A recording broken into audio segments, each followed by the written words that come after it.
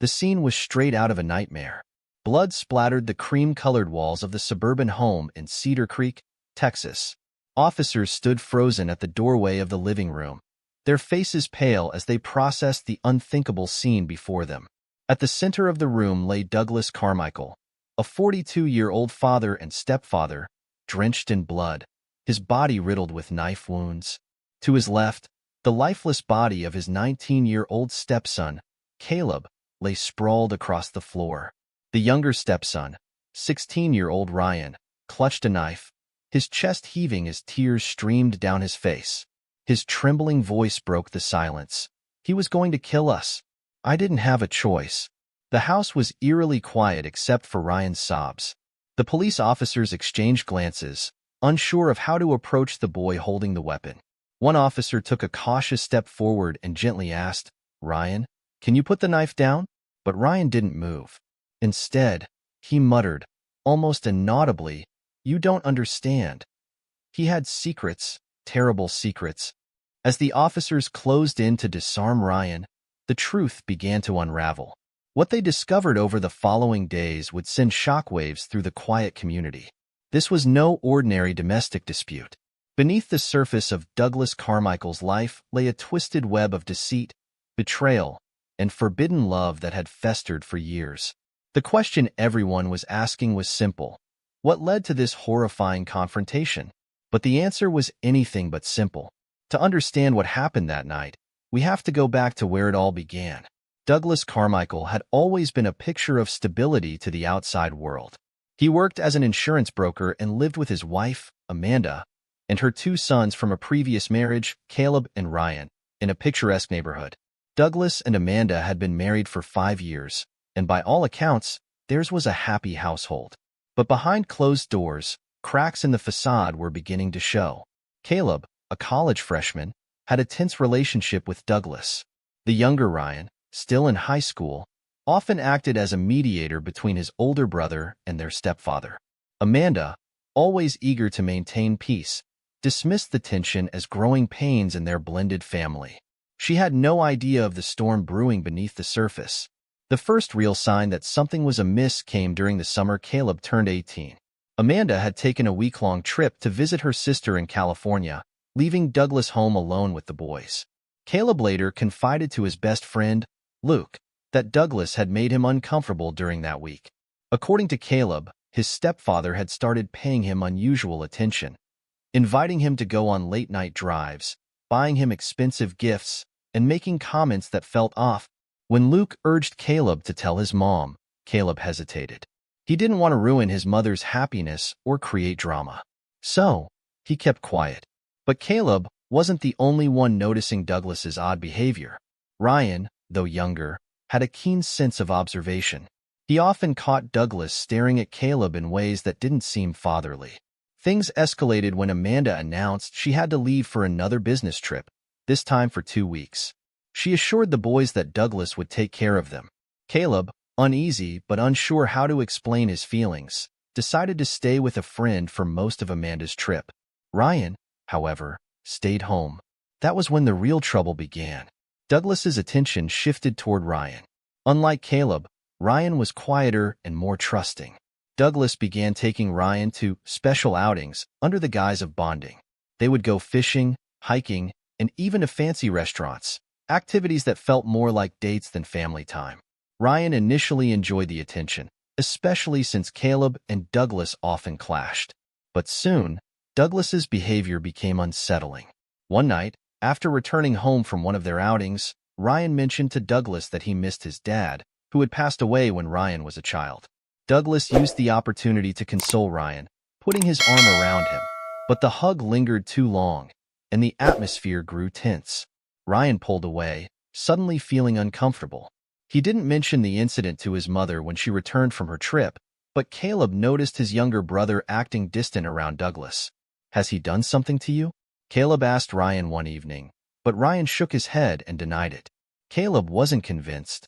The breaking point came during a family barbecue. Douglas had been drinking and was unusually affectionate toward Ryan, patting his back and ruffling his hair. Caleb couldn't take it anymore. After the guests left, Caleb confronted Douglas in the backyard. Amanda overheard the shouting but couldn't make out the words. Later, when she asked Caleb what had happened, he brushed it off, saying they were arguing about chores.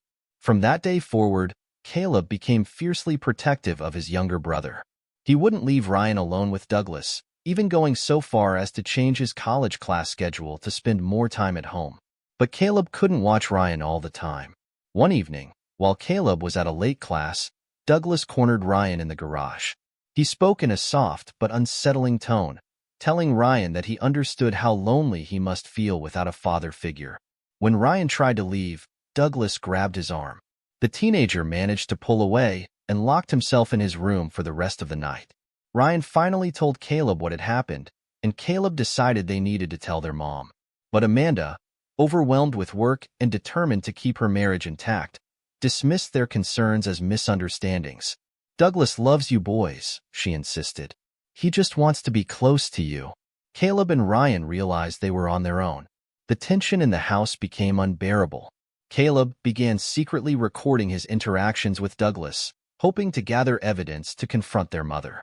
But things took a darker turn when Caleb discovered text messages on Douglas's phone, messages that revealed the shocking extent of his stepfather's obsession. The messages were explicit, and some of them were directed at Ryan. Caleb was furious. He confronted Douglas that night while Amanda was out. The argument turned violent, with Douglas pushing Caleb against the wall. Ryan, hearing the commotion, ran downstairs to find his brother and stepfather locked in a physical fight. Douglas turned his rage toward Ryan, blaming him for driving a wedge in the family.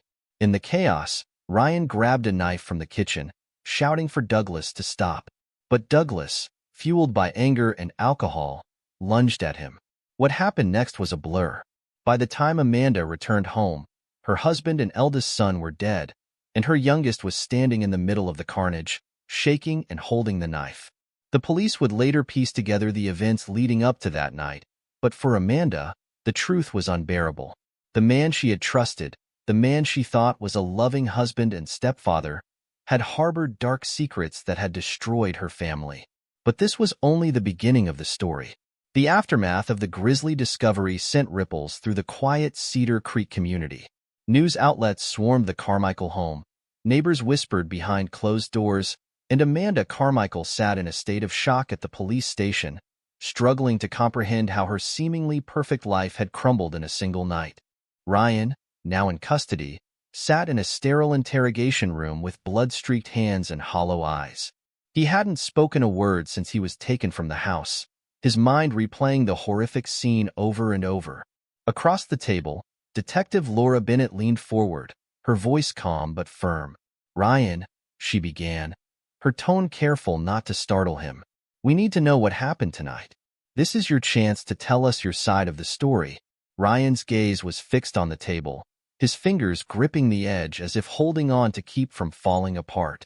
Finally, in a voice barely above a whisper, he said, "He was going to kill us." Detective Bennett exchanged a glance with her partner, Detective Alan Grayson, who stood by the door with his arms crossed. They had heard vague claims of self-defense before, but this felt different. Something deeper, darker, lingered beneath Ryan's words. "Start from the beginning," Bennett urged gently. "Tell us everything." 2 weeks earlier, the Carmichael household had been anything but harmonious. Caleb had become increasingly withdrawn, consumed by the weight of the secrets he had uncovered. His discovery of the explicit text messages on Douglas's phone had confirmed his worst fears, that his stepfather's intentions toward Ryan were far from innocent. The messages were filled with veiled threats disguised as affection, along with references to private conversations Ryan had no memory of having. Caleb showed the messages to Ryan, who was horrified. The realization that Douglas had been grooming him all along left him feeling violated and confused. "We have to tell Mom," Ryan said, his voice trembling. But Caleb shook his head. "She won't believe us. She didn't believe us last time. We need proof, something she can't ignore." Caleb had a plan. He decided to set up a camera in the living room, where Douglas often cornered Ryan under the guise of fatherly talks. It was risky, but Caleb was determined to expose Douglas for who he really was. Meanwhile, Douglas seemed to sense the growing tension between the boys and himself. He became more controlling, insisting on knowing their every move. He accused Caleb of turning Ryan against him and began subtly undermining Amanda's trust in her sons. "Ryan's been acting out lately," Douglas told Amanda one evening. "I'm worried about him. Caleb's been a bad influence, always filling his head with nonsense." Amanda, already overwhelmed with work and trying to keep the peace, didn't know what to believe. She wanted to trust her sons, but Douglas had always been so patient and supportive, or so she thought. A few days before the murders, Caleb captured a chilling interaction on the hidden camera. In the footage, Douglas cornered Ryan in the kitchen, his tone low and threatening. "You think you're smarter than me, don't you?" Douglas said, his face inches from Ryan's. "You and your brother don't know what you're messing with." Ryan tried to push past him, but Douglas grabbed his arm, his grip like a vice. "If you tell anyone, I'll make sure you regret it," Douglas hissed. Caleb watched the footage in disbelief. He knew he had enough to go to the police, but he hesitated. Would they believe two teenagers over a respected member of the community? And what would happen to their mother when she found out the truth? Caleb decided to wait until Amanda was home, hoping she would finally see Douglas for who he was. But Douglas had his own suspicions. He noticed Caleb's recent vigilance and Ryan's skittish behavior. On the day of the murders, Douglas confronted Caleb in the backyard. "I know what you're doing," Douglas said, his voice cold. "You've been spying on me, snooping around where you don't belong." Caleb didn't back down. "You're disgusting," he spat. "You think we don't see through you? Ryan knows what you are." "I know what you are." Douglas's composure cracked.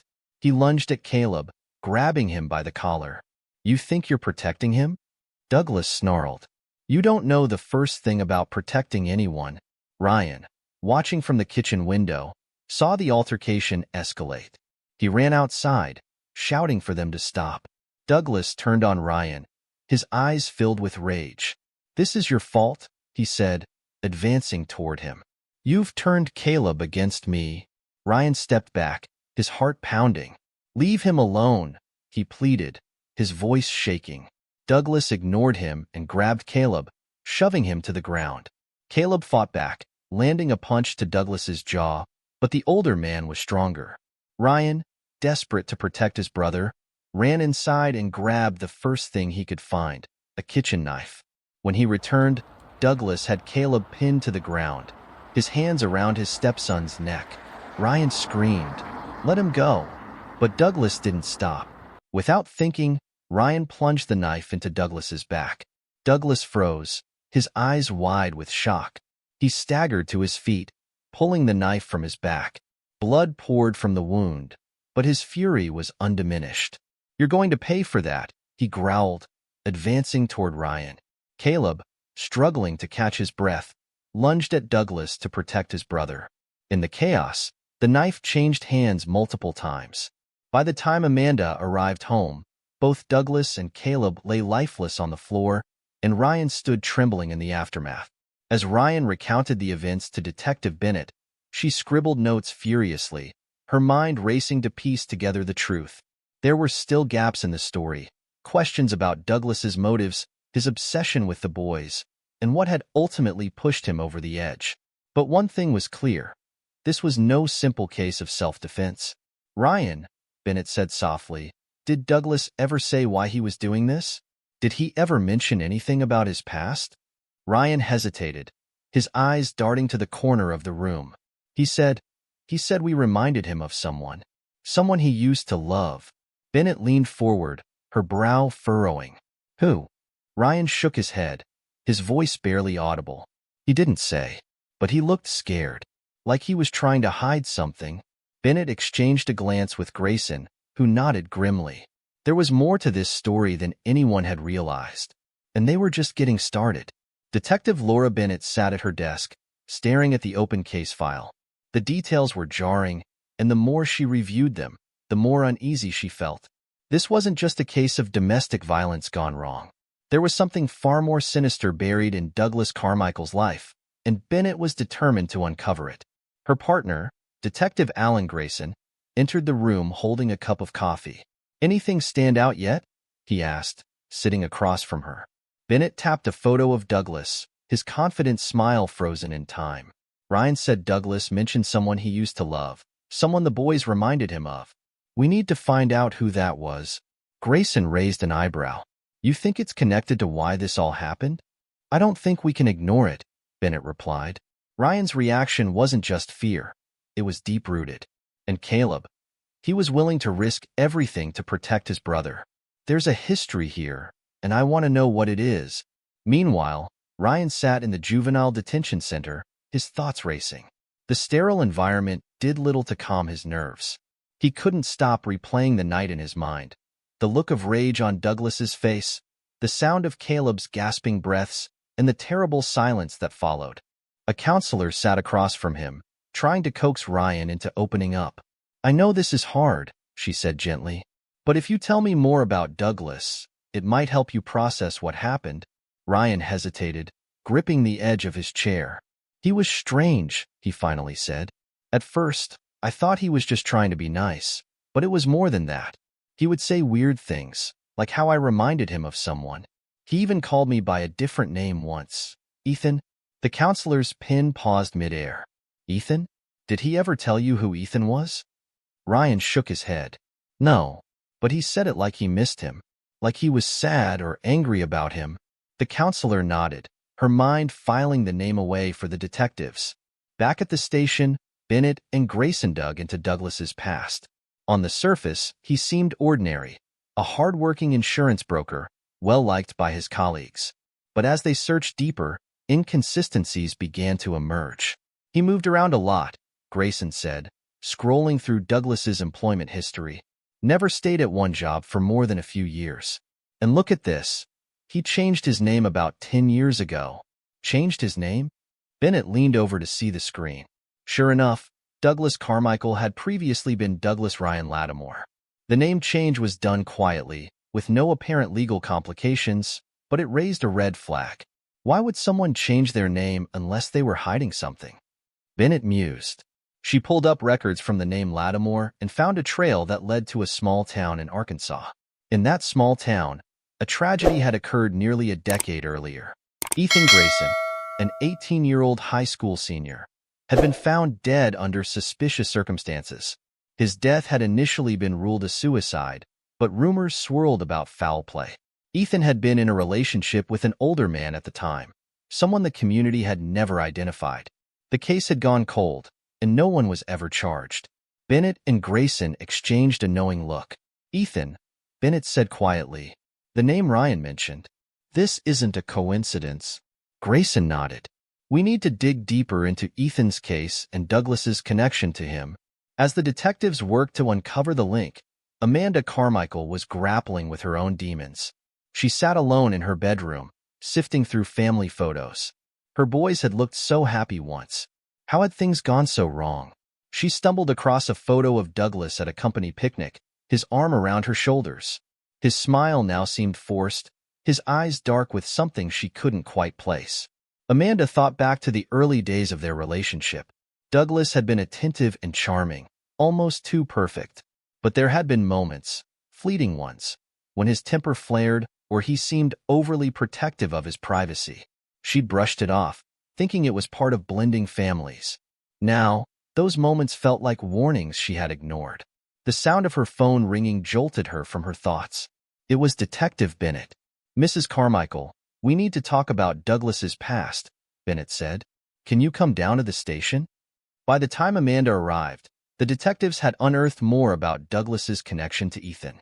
It turned out Douglas, then known as Lattimore, had been questioned during the investigation into Ethan's death. Witnesses had described seeing the two together frequently, and some even claimed they had been in a romantic relationship. But without concrete evidence tying Douglas to the crime, he had walked away unscathed. He knew Ethan, Bennett said, laying the files in front of Amanda. We think Ethan was the person Douglas was referring to when he talked about someone he used to love. Amanda's face paled as she read the documents. Why would he do this to my boys? What did they have to do with Ethan? Grayson leaned forward. We think Douglas saw something in Ryan and Caleb that reminded him of Ethan. His actions were driven by obsession, an unhealthy fixation he carried for years. Amanda's hands trembled as she clutched the papers. "I should have seen it," she whispered. "I should have protected them." Later that night, Amanda returned home to an empty house. The silence was suffocating. She walked into the living room, where the bloodstains had been scrubbed away, but the memories lingered. Her gaze fell on a box of Douglas's belongings that the police had returned. Hesitant, she opened it. Among the neatly folded clothes and papers, she found a small journal. Flipping through it, Amanda froze. The pages were filled with entries about Ethan, descriptions of his smile, his laugh, his supposed betrayal. And then, Amanda found something chilling. Entries about Caleb and Ryan. Douglas had written about them in obsessive detail, comparing Ryan to Ethan and describing Caleb as a barrier to his connection with the younger boy. Tears streamed down Amanda's face as she realized the full extent of Douglas's twisted mind. He had been grooming her family, manipulating them, and she had been blind to it all. Suddenly, a sharp knock at the door broke the silence. Amanda's heart raced as she approached. When she opened it, Detective Bennett stood there, her expression grim. "We found something else," Bennett said, "and you need to see it." Amanda's heart sank as she stared at Detective Bennett. She clutched the journal tightly in her hands, her knuckles white. "What is it now?" she asked, her voice trembling. Bennett hesitated before speaking, her tone grave. "We searched Douglas's storage unit earlier today. There are items there that raise serious concerns, and they may shed more light on what he was planning." Amanda felt a chill creep down her spine. "Planning? What do you mean? Wasn't what he did bad enough?" "Unfortunately, it seems Douglas was preparing for something far worse," Bennett said. "We need you to come to the station to go over what we found." When Amanda arrived at the station, she was led to a small room where a series of items were laid out on a table. She immediately noticed a collection of photographs. Some were of her sons, taken candidly during family events and everyday moments. Others, however, were disturbing. Close-up shots of Ryan and Caleb taken without their knowledge, often while they were alone. Amanda's stomach churned as she flipped through the pictures. "Where did he even take these?" she asked, horrified. Bennett pointed to a few photos that appeared to be taken through a window. "Some of these were taken inside your home. It looks like Douglas had hidden cameras installed." Amanda staggered back, feeling sick. "Cameras? How long has this been going on?" "We're still piecing that together," Bennett replied. "But there's more." She handed Amanda a stack of papers, which included emails and notes that Douglas had written to himself. The content made Amanda's blood run cold. There were detailed plans to isolate Ryan further from Caleb, strategies to manipulate Amanda into leaving her boys alone with him more often, and even references to past incidents involving Ethan. One note read, "Ethan didn't understand what we had. Ryan does. I just need time." Amanda's hands shook as she read the words. "He was obsessed," she said, her voice barely a whisper. "He was trying to recreate whatever he had with Ethan." Bennett nodded solemnly. "It seems that way. Douglas had a pattern, one that started with Ethan and escalated with your family." The detectives also found a box labeled Ethan.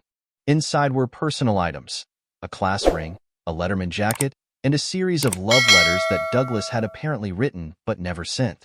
There was also a newspaper clipping about Ethan's death, marked with angry notes in the margins. One note stood out.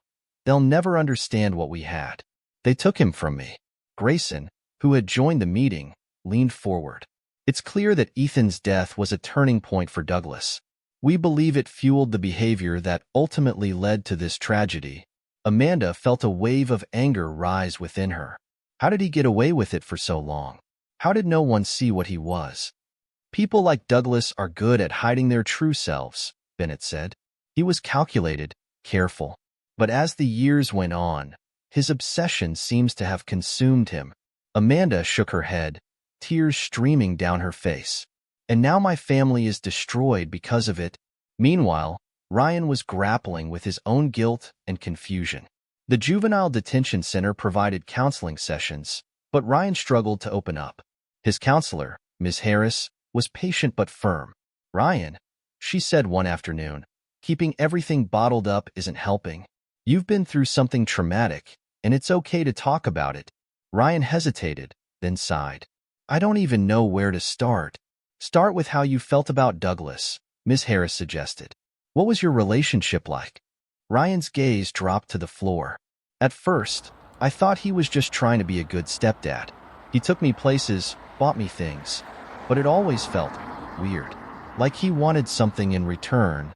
Ms. Harris nodded, encouraging him to continue. He started saying things that didn't make sense, like how I reminded him of someone named Ethan. And then he started getting mad at Caleb for trying to keep me away from him. Ryan paused, his voice shaking. I didn't know what to do. I was scared, but I didn't want to make things worse for my mom. What about the night it happened? Ms. Harris asked gently. What were you feeling then? Ryan clenched his fists. I was just trying to protect Caleb. Douglas was going to kill him. I saw it in his eyes. I didn't mean to. His voice broke, and he buried his face in his hands. I didn't mean for any of this to happen. Miss Harris placed a reassuring hand on his shoulder. You were put in an impossible situation, Ryan. What happened wasn't your fault. But Ryan wasn't convinced. The weight of what he had done, and what he had survived, felt like too much to bear. Back at the station, the detectives continued to piece together the timeline of events leading to the murders. One discovery stood out: an encrypted folder on Douglas's laptop containing even more disturbing material. After hours of work, the forensics team managed to unlock it. Inside were videos Douglas had recorded without the family's knowledge. In one clip, he could be seen speaking to the camera, his tone calm but chilling. They don't understand me, he said, but they will. Ryan will. He's different. He's not like the others. Bennett watched the footage, her jaw tightening. He was building up to something, she said. This wasn't a spontaneous act of violence. He had a plan. Grayson nodded grimly. And Caleb got in the way. The deeper they delved, the more they realized just how calculated Douglas had been. Every move he made, from his marriage to Amanda to his manipulation of Ryan, was part of a long-term scheme to satisfy his warped desires. Amanda, still reeling from the revelations, returned home that night to find the house eerily quiet. She wandered into Ryan's room, sitting on his neatly made bed. Her heart ached as she thought about everything her sons had endured, how she had missed the signs, how she had trusted a man who turned out to be a monster. As she sat there, she noticed a small photo tucked under Ryan's pillow. It was of Caleb and Ryan, smiling at the beach during a family vacation. Amanda clutched the photo to her chest, tears streaming down her face. I'll make this right, she whispered. For both of you. But just as she began to rise, her phone buzzed with a text from Detective Bennett. Amanda, we need you to come back to the station immediately. There's been a new development. Amanda's heart raced as she grabbed her keys and headed out the door, unaware of just how shocking the next discovery would be. Amanda's mind raced as she drove to the station, Bennett's cryptic text replaying in her head. What could they have possibly found now? She clenched the steering wheel, a mixture of fear and exhaustion clouding her thoughts. It seemed every day revealed a new layer to Douglas's deceit. When Amanda arrived, Bennett was waiting for her in the lobby. The detective's face was grim, her usual composed demeanor now tinged with unease. What is it this time? Amanda asked, her voice shaky. Follow me, Bennett said simply, leading Amanda into the conference room. On the table were more items from Douglas's storage unit, including a folder labeled Ethan, plans.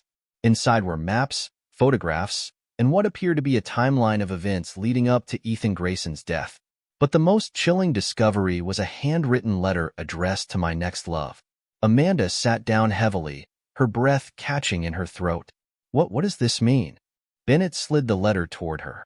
We believe this letter was written for Ryan. It appears Douglas was trying to recreate what he had with Ethan, and when Caleb got in the way, it escalated. Amanda's hands trembled as she read the letter. To my next love. You're special, just like he was. I know you feel it too, even if you're afraid to admit it. They don't understand us, and they never will. But it's okay. I'll protect you, no matter what. We'll have what I couldn't have with him. This time, it'll be perfect. Amanda dropped the letter, her stomach turning. He was grooming Ryan this whole time, she said, her voice barely above a whisper. Bennett nodded. We've also connected Douglas to a similar case in Florida. Another young boy, another stepfather situation. The pattern is undeniable. He moved from place to place, preying on vulnerable families. Amanda buried her face in her hands. How did I miss this? How could I let this happen to my boys? This isn't your fault, Bennett said firmly. Douglas was a master manipulator. He knew how to hide his intentions.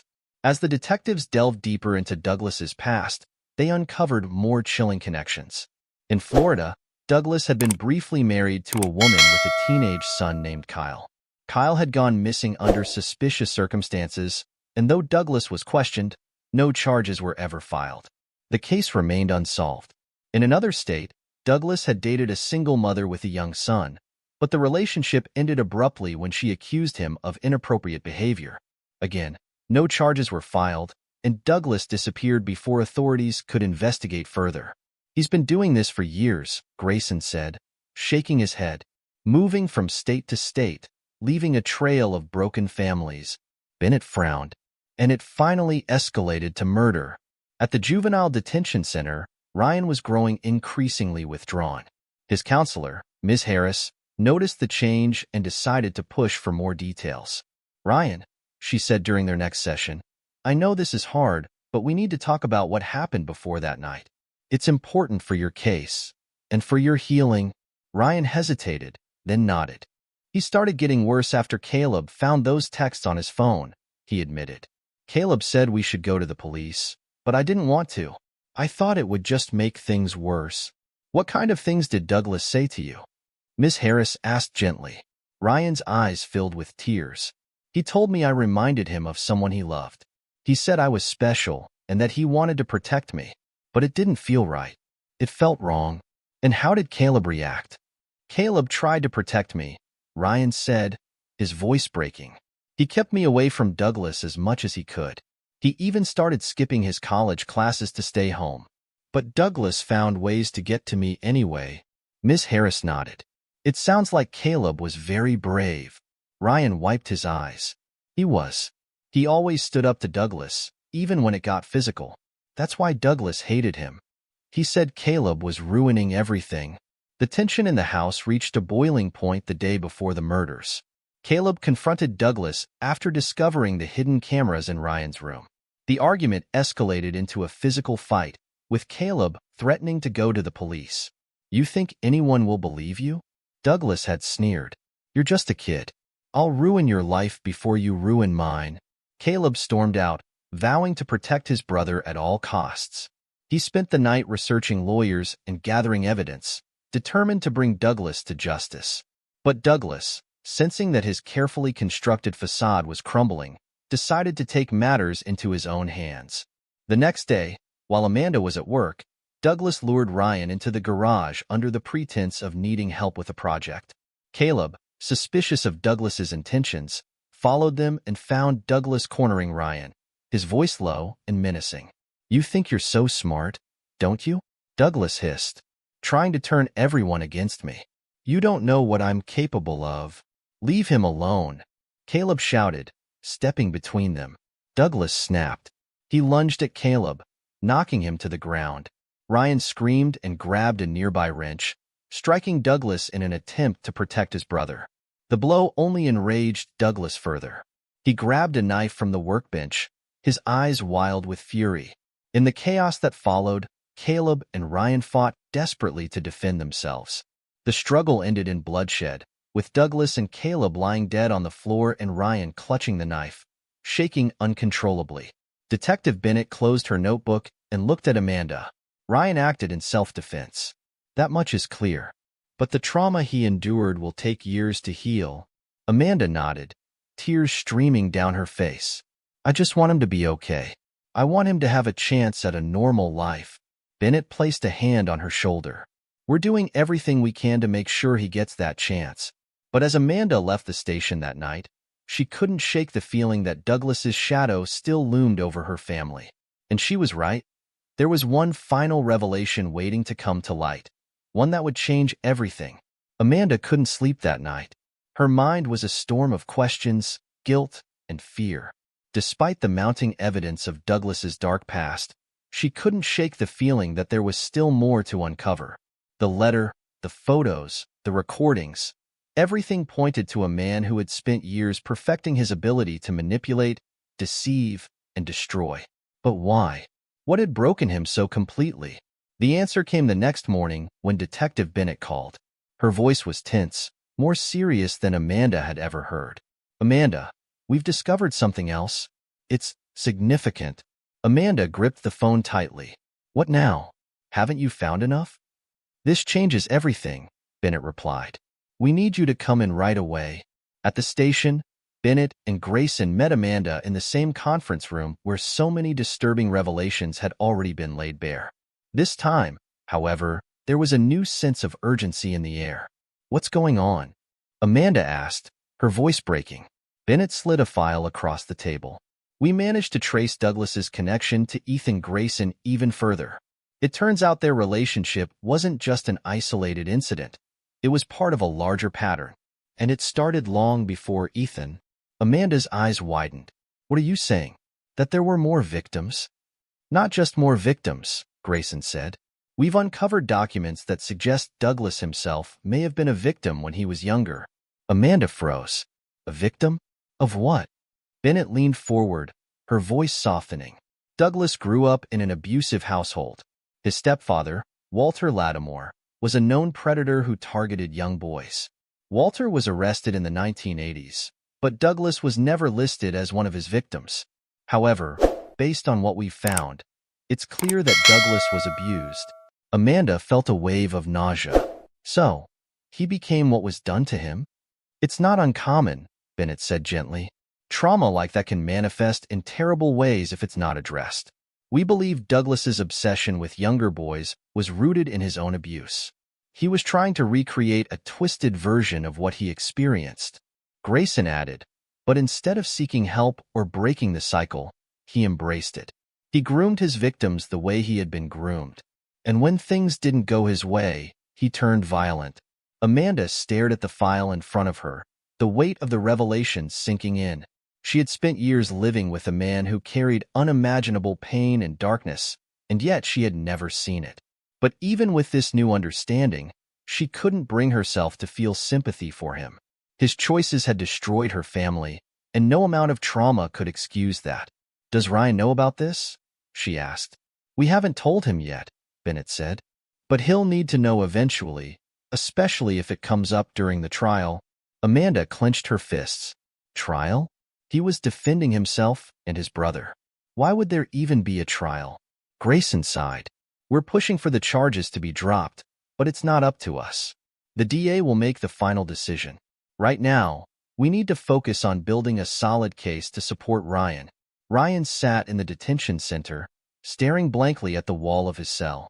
He couldn't stop thinking about Caleb. His brother had always been his protector, his anchor.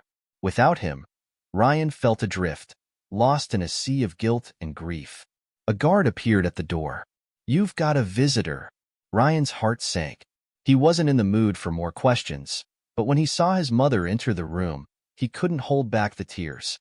"Mom," he whispered, his voice cracking. Amanda rushed to him, pulling him into a tight embrace. "Oh, baby, I'm so sorry. I'm so sorry." They sat down at the table, Amanda holding his hands tightly. "The detectives found out more about Douglas," she said carefully. "It's complicated." Ryan looked at her warily. "What do you mean?" Amanda hesitated, then decided to tell him the truth. "Douglas was abused when he was your age. By his own stepfather." Ryan's expression shifted from confusion to disbelief. "What? So, he did to me what someone did to him?" Amanda nodded, her eyes filling with tears. "It doesn't excuse what he did, but it helps explain why he was so broken." Ryan shook his head, his jaw tightening. "I don't care what happened to him. He hurt Caleb. He hurt me. He doesn't deserve anyone's sympathy." "You're right," Amanda said. "But understanding his past might help us figure out how to move forward." Ryan didn't respond. He didn't want to move forward. He wanted his brother back. He wanted his family to be whole again. While Amanda and Ryan grappled with the emotional fallout, Bennett and Grayson continued to dig into Douglas's past. They discovered that Walter Lattimore had run a mentorship program in the 1980s that gave him access to dozens of boys, many of whom had later come forward with accusations of abuse. Douglas was listed as one of the program's participants, but he had never spoken out against his stepfather. "It's clear that Douglas learned everything from Walter," Bennett said as she pored over the files. "The grooming, the manipulation. It's all straight out of Walter's playbook." Grayson frowned. "But why didn't he stop at grooming? Why did he escalate to murder?" "Because Caleb fought back," Bennett said simply. "He refused to let Douglas control Ryan, and that threatened everything Douglas had built. When people like Douglas lose control, they lash out." The final piece of the puzzle came a few days later, when the detectives received a tip from a former neighbor of Douglas's family. The neighbor claimed to have overheard a conversation between Douglas and his stepfather years earlier, during which Walter had threatened to expose Douglas's own abusive tendencies if he ever went to the police. "Walter didn't just abuse Douglas," Bennett said. "He weaponized that abuse to keep him silent." Grayson leaned back in his chair, letting out a low whistle. "So Douglas lived his whole life under Walter's shadow. No wonder he became so twisted." That night, Amanda sat in her living room, the weight of everything pressing down on her. She looked at the family photos on the mantel, her eyes lingering on a picture of Caleb and Ryan laughing together. "We'll get through this," she whispered to herself. "We have to." But as she turned off the lights and headed upstairs, a new question nagged at the back of her mind. What else hadn't they uncovered yet? She couldn't shake the feeling that Douglas's shadow still loomed, darker and more dangerous than anyone realized. The following morning, Amanda awoke to a sharp knock on her door. She glanced at the clock, 5:47 a.m. Her heart raced as she threw on a robe and hurried downstairs. When she opened the door, she found Detective Bennett standing there, looking more exhausted than usual. "We need to talk," Bennett said without preamble. Amanda frowned. "At this hour? What's happened now?" Bennett stepped inside, lowering her voice. "We've uncovered another lead, but it's not about Douglas. It's about Walter." Amanda froze. "Walter? Douglas's stepfather? I thought he was long gone." "He is," Bennett replied, "but his influence isn't. We found evidence suggesting that Walter may have been part of a larger network of abusers. And Douglas wasn't just one of his victims. He might have been forced to help him." Amanda's stomach churned. "What are you saying? That Douglas was part of whatever Walter was doing?" Bennett nodded grimly. "It looks that way. Douglas's journals hinted at an agreement with Walter, one that seems to have involved luring other boys into Walter's orbit. This could explain why Douglas became so twisted. He wasn't just a victim. He was coerced into becoming a participant." Amanda sank into the couch, her hands trembling. "I don't understand. Why would Douglas go along with that?" "Walter had control over him," Bennett said. "He likely used threats, manipulation, and shame to keep Douglas under his thumb. But when Walter was arrested, Douglas was left to deal with years of unresolved trauma. That trauma became the foundation for his actions later in life." Amanda shook her head, tears welling in her eyes. "This just keeps getting worse. How much more of this am I supposed to handle?" Bennett placed a reassuring hand on her shoulder. "We're doing everything we can to make sure you and Ryan get justice. But there's more we need to discuss."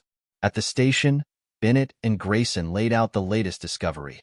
A series of letters found in Walter's old belongings, which had been sitting in an evidence locker for decades. The letters revealed that Walter had kept a detailed record of his operations, including the boys he had abused and the people who had helped him. One of the names that appeared repeatedly was Douglas Ryan Lattimore. In one letter, Walter wrote, "Douglas has potential. He's loyal, obedient, and knows how to follow instructions. With the right guidance, he could be invaluable to our cause." Grayson slammed the folder shut, his jaw tight. This man was a monster. He didn't just ruin Douglas. He created him. Bennett nodded. "And now, we're left cleaning up the mess he made." Meanwhile, Ryan was beginning to open up to Ms. Harris about his feelings of guilt and loss. He had been quiet for days, but something about the counselor's steady presence finally broke through his defenses. "I miss Caleb," Ryan admitted one afternoon. "He was always there for me, no matter what. And now he's gone, and it's my fault." "It's not your fault, Ryan," Ms. Harris said gently. "You were put in a situation no one your age should ever have to face. You did what you had to do to survive. Ryan shook his head. But I didn't protect him. He protected me, and I let him down. Miss Harris leaned forward. Do you think Caleb would want you to carry this guilt? Or would he want you to find a way to move forward? Ryan hesitated, tears brimming in his eyes. I don't know. Let me tell you what I think, Miss Harris said. I think Caleb loved you more than anything, and I think he'd want you to live the life he fought so hard to protect. But you can't do that if you're stuck blaming yourself. Ryan nodded slowly, the weight of her words sinking in. I'll try, he whispered. But it's hard. Of course it's hard, Miss Harris replied. But you don't have to do it alone. That evening, Amanda visited Ryan at the detention center. She had barely sat down when Ryan blurted out, Mom, what if Caleb hadn't been there that night? Would Douglas have? He stopped, unable to finish the thought. Amanda reached across the table, taking his hands in hers. Don't go down that road, baby. What happened wasn't your fault, and it wasn't Caleb's fault either. Douglas was sick, and he was never going to stop. Caleb knew that, and so did you. You both did everything you could to protect each other. Ryan's eyes filled with tears. I just want this to be over. So do I, Amanda said softly. And it will be. But we have to face this together, one step at a time. Later that night, Amanda received another call from Bennett. We've found something else, the detective said. And this might finally give us the leverage we need to clear Ryan's name. What is it? Amanda asked, her voice a mix of hope and apprehension. We've identified other survivors from Walter's network, Bennett explained. And some of them remember Douglas. Their testimonies could help establish a pattern of coercion and abuse that influenced Douglas's behavior. It won't excuse what he did, but it could provide context for why Ryan acted the way he did. Amanda exhaled, a glimmer of hope breaking through her despair. Do you think it'll be enough to convince the DA? I think it'll be a start, Bennett replied. But there's still one piece of the puzzle we haven't found. What's that? Bennett paused, her tone turning serious. Walter had a ledger, a detailed account of everything he did, everyone he hurt, and everyone who helped him. If we can find that ledger, it could blow this case wide open and finally expose the full extent of the damage he caused. Amanda's heart sank. Do you have any idea where it might be? We're working on it, Bennett said. But if it's out there, we'll find it. Amanda hung up the phone, her thoughts racing. She had thought the worst was behind her, but now it seemed they were only scratching the surface of a much larger nightmare. As she sat alone in the silence of her home, she couldn't shake the feeling that the fight for justice was far from over. And this time, the stakes were higher than ever. Detective Bennett stared at the screen in the station's evidence room, her mind racing. The search for Walter Lattimore's ledger had led to a new clue, a financial record linking Walter to a series of safe deposit boxes scattered across 3 states. If the ledger was in one of them, it could be the key to unraveling the full extent of Walter's crimes and solidifying the case against Douglas's twisted legacy. Grayson entered the room, a fresh cup of coffee in hand. We got a hit, he said, setting the cup down. One of Walter's safe deposit boxes was flagged in Little Rock. Local authorities opened it this morning. And? Bennett asked, her pulse quickening. They found documents, Grayson said. Ledgers, receipts, and correspondence between Walter and his associates. But it gets worse. Douglas's name is all over those papers. Bennett's jaw tightened. So Douglas wasn't just a victim. He was complicit in Walter's operation. Looks that way, Grayson replied. But the ledger also contains a list of victims. If we can connect those names to survivors willing to testify, we'll have a stronger case for Ryan. Bennett nodded. Let's get to work. Back at the detention center, Ryan sat in another session with Miss Harris. He had begun to open up more, though the weight of Caleb's absence still hung over him like a dark cloud. Ryan, Miss Harris began, do you ever think about what life might look like after all of this is over? Ryan shrugged. I don't even know if there's going to be an after.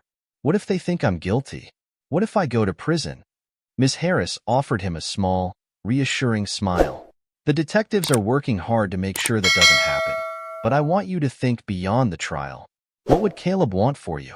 What would he want your life to look like? Ryan hesitated, then said quietly, He'd want me to be happy, to go to college, maybe, make friends, live a normal life. That sounds like a good start, Miss Harris said. And you can still have that, Ryan. It's going to take time, but it's possible. Ryan nodded, though he wasn't entirely convinced. The idea of moving on felt impossible when the weight of what had happened loomed over him. Amanda, meanwhile, was trying to hold herself together as she navigated the latest revelations about Douglas's connection to Walter. She spent hours at the station, poring over the documents from the safe deposit box with Bennett and Grayson. One letter, dated nearly 15 years earlier, caught Amanda's attention. It was written by Douglas to Walter, expressing regret for their work together, but also a disturbing sense of loyalty. "You always said we were alike," the letter read. "And maybe you were right. I didn't want to believe it, but it's hard to ignore. I just wish I had your strength. You never let anyone stand in your way." Amanda's stomach churned as she read the words. "He admired him," she said, her voice shaking. "Even after everything." Bennett nodded grimly. Walter groomed Douglas in every sense of the word. He didn't just abuse him. He made Douglas believe they were partners, and Douglas passed that poison on to my family, Amanda whispered. "It's like a cycle that never ends." "But it can end," Bennett said firmly. "With Ryan. With you." Amanda looked up at her, tears in her eyes. "I hope so." As the investigation progressed, new survivors came forward to share their stories. One man, now in his 40s, described how Walter had used Douglas to lure him into his web when they were teenagers. Douglas wasn't like Walter, the man said during his interview with Bennett. He was scared. I could see it in his eyes. But he didn't do anything to stop Walter, either. He just went along with it. "Do you think Douglas wanted to stop?" Bennett asked. The man shrugged. "Maybe, but by then, he was already too deep. Walter had him wrapped around his finger." The man's testimony painted a clearer picture of how Douglas had become trapped in Walter's influence. It also underscored the need to protect Ryan from being unfairly judged for defending himself against a man who had carried that darkness forward. Despite the progress, the case took a shocking turn when a former associate of Walter's contacted the police with a chilling revelation. According to the associate, Walter had kept a backup of his most incriminating documents in yet another safe deposit box, this one in Dallas, Texas. The associate claimed the contents included videotapes. When Bennett and Grayson obtained a warrant to open the box, they found exactly what the associate had described. Inside were tapes labeled with dates and initials, along with more handwritten notes from Walter. One tape stood out. It was labeled DL/Ethan, final meeting. Bennett hesitated before playing the tape, bracing herself for what she might see. The footage showed a young Ethan Grayson sitting in a dimly lit room, visibly uncomfortable. Douglas sat across from him, his expression conflicted. "I can't do this anymore," Ethan said, his voice trembling. "I'm done." Douglas leaned forward, his voice low. "You don't understand. If you leave, he'll come after you. He'll come after me." "I don't care," Ethan snapped. "I'd rather die than stay in this." The tape ended abruptly, leaving Bennett and Grayson in stunned silence. "He tried to leave," Grayson said, "and it got him killed." Bennett nodded, her jaw tight. Douglas didn't protect him. He let Walter silence Ethan. And now we know why he couldn't let go of Ryan. He saw Ethan in him. The discovery of the tape changed everything. It not only confirmed Douglas's complicity in Ethan's death, but also provided a direct link to Walter's manipulation. The DA now had more than enough evidence to support Ryan's self-defense claim, but the emotional toll on Amanda and Ryan was immeasurable. Amanda visited Ryan later that evening, her heart heavy with the weight of the latest revelations. She didn't tell him about the tape. He had already endured enough. Instead, she focused on reassuring him. "The detectives are close to finishing the case," she said. "And when this is all over, we're going to start fresh. Just you and me." Ryan nodded, though his expression remained distant. "Do you think Caleb would be proud of me?" he asked suddenly. Amanda's throat tightened. "Of course he would. He loved you more than anything. And he'd want you to keep going, no matter what." Ryan managed a small smile. "I'll try." Amanda reached across the table, squeezing his hand. "That's all I asked." But even as she spoke, she couldn't shake the feeling that the nightmare wasn't over yet. There was still one unanswered question. What had happened to Walter's other associates? And could they pose a threat to her and Ryan? The answer, she feared, was closer than she realized. The following days brought a semblance of progress. The DA's office announced that, given the overwhelming evidence of Douglas's manipulation and Ryan's actions being in self-defense, they were dropping all charges against Ryan. Amanda felt a rush of relief, but knew it was only a small victory in the shadow of everything her family had endured. Ryan was released from the juvenile detention center, and Amanda brought him home. The house felt empty without Caleb, but Amanda tried to make it as welcoming as possible. She cooked his favorite meal, set out a stack of his old video games, and made an effort to smile through her lingering grief. But Ryan struggled to adjust. The house felt haunted, every corner a reminder of the chaos and pain they had endured. He avoided the living room entirely, refusing to go near the spot where the confrontation with Douglas had taken place. "I can't stay here, Mom," he admitted one evening. "Every time I walk through the door, I see him." Amanda nodded, her heart aching. "I understand," she said. "Maybe we can move, start over somewhere new." Ryan looked at her, his eyes weary. "Do you think it'll help?" "I think it's worth trying," she said softly.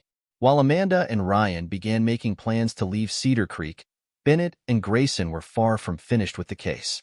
The discovery of Walter's tapes and ledgers had opened a Pandora's box, implicating multiple individuals across state lines. Several of Walter's associates had already been identified and arrested, but a handful remained at large. One name, in particular, stood out: Martin Hale, a former business partner of Walter's. According to the documents, Hale had been deeply involved in the operation, providing financial support and facilitating the movement of victims. What's more, there were indications that Hale had continued his activities long after Walter's arrest. "He's our last major lead," Bennett said, staring at Hale's photo. "If we can bring him in, we can shut this down for good." Grayson frowned. "But he's been off the grid for years. None of our usual channels have turned up anything." Bennett's phone buzzed, and she glanced at the screen. It was Amanda. "I need to take this," she said, stepping out of the room. "Amanda, is everything okay?" Bennett asked, sensing tension in her voice. "I don't know," Amanda replied. "I think someone's been watching the house." Bennett's grip on the phone tightened. "What makes you say that?" "Last night, I saw a car parked down the street. It was there for hours, and I didn't recognize it. This morning, it was gone. But now there's another car sitting in the same spot." Ryan's terrified, and honestly, so am I. "Did you get a look at the driver?" Bennett asked. "No," Amanda said. "The windows were tinted." Bennett's mind raced. With the recent arrests and media attention, it wasn't far-fetched to think that someone connected to Walter's network might see Amanda and Ryan as loose ends. "Stay inside, lock your doors, and don't answer for anyone you don't know. I'm sending a patrol car to your neighborhood." "Thank you," Amanda said, her voice trembling. "I just want this to be over." That night, Amanda kept watch by the window while Ryan tried to sleep upstairs. The patrol car Bennett had promised made several passes through the neighborhood, but the ominous feeling lingering in the air refused to fade. Around midnight, Amanda spotted movement in the yard. Her heart pounded as she reached for her phone to call Bennett, but before she could dial, the motion-triggered floodlights flicked on, illuminating the figure of a man standing near the edge of the driveway. He was tall, dressed in dark clothing, and had a hood pulled over his head. For a moment, he stood still, staring directly at the house. Then, as if realizing he'd been spotted, he turned and disappeared into the shadows. Amanda locked the doors and called Bennett. "Someone was in the yard," she said, her voice shaking. "He ran off when the lights came on." "Stay calm," Bennett said. "Officers are on their way. Do you have anything to protect yourself with?" Amanda glanced at the kitchen, where a knife block sat on the counter. "Yes," she said. "I'll keep something close." "Good," Bennett said. "I'll be there soon." By the time Bennett arrived with Grayson, the patrol officers had already searched the area but found no sign of the man Amanda had described. They interviewed a few neighbors, but no one had seen anything unusual. "He's gone for now," Bennett told Amanda. "But we're going to station an officer outside the house. just in case he comes back. Who do you think it was? Amanda asked. Do you think it's someone connected to Walter? Bennett hesitated. It's possible. There are still people out there who were part of his operation, and they might see you and Ryan as a threat. Why? Amanda demanded. We've done nothing wrong. You're the last link to Douglas, Bennett said gently. And with everything coming to light, there are people who don't want those secrets exposed. The next day, Amanda decided it was time to leave the house for good. She packed a few bags and made arrangements to stay with a friend in another town until she and Ryan could figure out their next steps. But as they were loading the car, Ryan froze. Mom, he whispered. Someone's watching us. Amanda turned and saw the same car from before parked at the end of the street. The driver's window rolled down slightly, and a man's face became visible. He was older, with sharp features and piercing eyes that seemed to burn into her. It's him, Amanda said under her breath. She quickly ushered Ryan into the car and grabbed her phone to call Bennett. The car at the end of the street started moving, slowly approaching Amanda's driveway. Panic surged through her, but before she could speak to Bennett, the car suddenly sped off, disappearing around the corner. When Bennett arrived minutes later, Amanda described the man she had seen. Bennett's face darkened. That sounds like Martin Hale. Amanda's breath caught. You mean he's here? Watching us? It looks like it, Bennett said. But if he's bold enough to come out in the open, it means he's desperate, and that gives us the upper hand. Amanda felt a mix of fear and resolve. What do we do now? We set a trap, Bennett said. It's time to bring this to an end. Amanda sat at the police station, clutching a cup of coffee that had gone cold in her hands. Across from her, Detective Bennett laid out the plan to capture Martin Hale. Despite her professional demeanor, Bennett's eyes betrayed a hint of tension. We believe Hale is watching you because he sees you as a threat, Bennett said. He knows that if you or Ryan testify about Douglas and Walter's operation, it could implicate him further. This is our chance to draw him out. Amanda nodded, though her heart pounded. How do we make sure this works? We'll stage your departure, Bennett explained. You'll appear to be leaving town for good. Hale's fixation on you and Ryan makes it likely he'll follow. Once he does, we'll intercept him. Amanda swallowed hard. The thought of using herself and her son as bait was terrifying, but she knew it was the only way to ensure their safety and to put an end to the nightmare once and for all. The next morning, Amanda and Ryan loaded their car with bags, making sure to do so where Hale could see them. The patrol officer stationed outside the house had been replaced with an unmarked surveillance vehicle, keeping a close eye on the situation. As Amanda started the car, she glanced in the rearview mirror. Sure enough, Hale's black sedan appeared at the end of the street, idling as they pulled out of the driveway. He's following us, Amanda said, her voice trembling. Ryan sat stiffly in the passenger seat, clutching his phone. Just stay calm, Amanda added, though the words were more for herself than him. They drove toward the designated meeting point, a quiet stretch of highway just outside Cedar Creek, where Bennett and Grayson were waiting with a team of officers. As they neared the location, Amanda's pulse quickened. Hale's car maintained a steady distance behind them, a constant reminder of the danger they were in. When they reached the trap site, Amanda pulled over, pretending to check her car. Ryan got out and opened the trunk, playing his part. Moments later, Hale's car slowed to a stop a few yards behind them. Amanda's hands gripped the steering wheel as she watched Hale step out. He was tall and imposing, his piercing eyes locked on them. Need some help? He called out, his voice unnervingly friendly. Ryan froze, but Amanda managed to keep her composure. We're fine, thanks, she said, forcing a smile. Hale took a step closer. You're Amanda, right? Douglas's wife? Amanda nodded slowly, her heart pounding. Yes. Do I know you? Hale smirked. Not directly, but we have some mutual acquaintances. I was a good friend of Walter's. The mention of Walter sent a chill down Amanda's spine. She glanced at Ryan, who was visibly trembling. What do you want? She asked, her voice steady despite the fear coursing through her. Hale's smirk faded.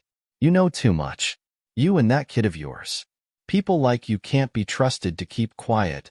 Before he could say more, the sound of sirens pierced the air. Hale's head snapped toward the sound just as Bennett and Grayson's vehicle screeched to a halt behind his car.